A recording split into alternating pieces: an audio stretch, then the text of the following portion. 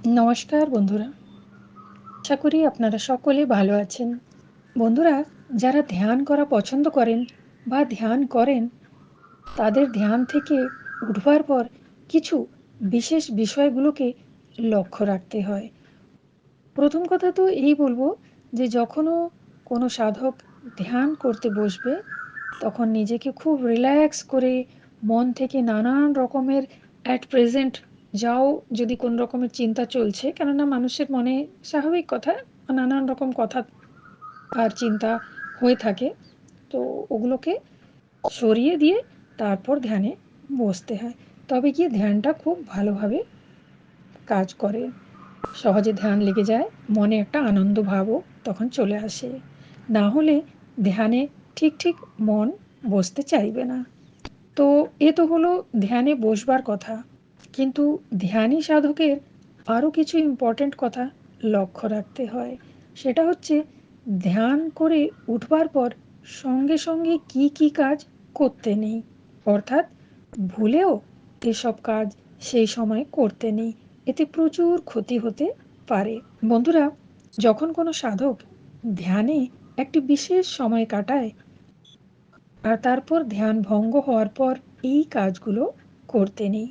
যেমন number one, যেহেতু বেশ কিছু সময় ধ্যানে বসে থাকা হয়, তো ধ্যানের পর প্রায় জল তেষ্টা পেয়ে থাকে, এটা খুবই স্বাভাবিক জিনিস। তাই সঙ্গে সঙ্গে কিন্তু জল খেতে নেই, কারণ দেহের ভেতরের সিস্টেম আদৌ স্বাভাবিক তখন হয়ে থাকে না। কিন্তু নেহাত যদি জল খেতেই হয়, তো সামান্য একটু উষ্ণ জল খেয়ে গলাটাকে ভিজিয়ে নিলে ভালো হয়। নাম্বার টু, ধ্যান থেকে উঠবার পর অনেকের প্রচুর খিদেও পায়, তাই সঙ্গে সঙ্গে খেতে বসতে নেই। বিশেষ কর চা ও পরোটা তো একদম খেতে নেই, যেহেতু শ্বাস প্রশ্বাসের গতিবিধিগুলো চ্যানেলাইজ হতে প্রায় আধ ঘন্টা মতো সময় নেয়, তাই কিছুক্ষণ অপেক্ষা তো করতেই হয়, না হলে হার্টে চাপ পড়তে পারে। নাম্বার থ্রি, ধ্যান শেষ হলে সাথে সাথে চোখ খুলতে নেই, আস্তে করে চোখের পাতাকে খুলবার চেষ্টা করতে হয়। তবে প্রথমে নিজের দু হাতের পামকে ভালো করে ঘষে গরম করে নিতে হয়, আর এই গরম ভাবটা আলতো করে চোখের উপর রেখে তারপর চোখ খুলতে হয়, যাতে এতক্ষণ বন্ধ থাকা অন্ধকার চোখে বাইরের আলো হঠাৎ করে চোখে যেন না পড়তে পারে। চোখকে স্বাভাবিক আলোর সাথে অ্যাডজাস্ট করাতে হলে আমি যেভাবে বললাম সেইভাবে হাত দুটোকে ভালোভাবে ঘষে নিয়ে আস্তে করে হালকা করে চোখের উপরে রেখে তারপরে চোখকে খুলতে হয়। নাম্বার ফোর, অনেকে ধ্যান থেকে উঠে সঙ্গে সঙ্গে ফোন নিয়ে কথা বলা আরম্ভ করেন। সবাই জানে যে এখন যে যুগটা চলছে সেটা খুবই, সবাই কিছু না কিছু কাজ নিয়ে খুব ব্যস্ত থাকছেন, কিন্তু ধ্যান করে উঠবার পরে এগুলো সব করলে শরীরের জন্যে প্রচুর ক্ষতিকারক হয়ে থাকে, তাই কিছুক্ষণ বিশ্রাম অবশ্যই করে নিলে ভালো হয়।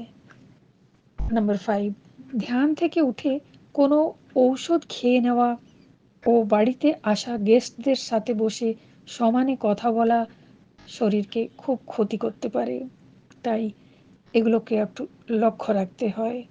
হঠাৎ করে ধ্যান থেকে উঠার পরে অনেক সময় মনে পড়ে যায় আমার বিপির ঔষধ আছে, আমাকে খেতে হবে, তখন ওই ওষুধ খেয়ে নেওয়া হয়। আবার হয়তো ধ্যান থেকে উঠার পরেই আপনি দেখলেন ঘরে গেস্ট চলে এসছে, তো স্বাভাবিক একটা তাদের সাথে বসে বেশ গল্প গুজব করা হয়, তো সেই সময়টা একটু সামলে যেতে হয়। বাড়ির অন্যান্য যে ব্যক্তিরা থাকেন তারাও তাদের অ্যাটেন্ড করতে পারেন, তাদের এন্টারটেন করতে পারেন, কিন্তু সাধকের দরকার যে একটু তিনি যেন রেস্ট নিয়ে নেন, তাতে তা ভালো হবে। নাম্বার সিক্স, ধ্যান থেকে উঠেই কাজে বেরিয়ে যাওয়া, একদম হুড়মুড় করে কোনো কাজে ঘর থেকে বেরিয়ে যাওয়া ব্লাড সার্কুলেশনের উপর ব্যাড ইফেক্ট পড়তে পারে।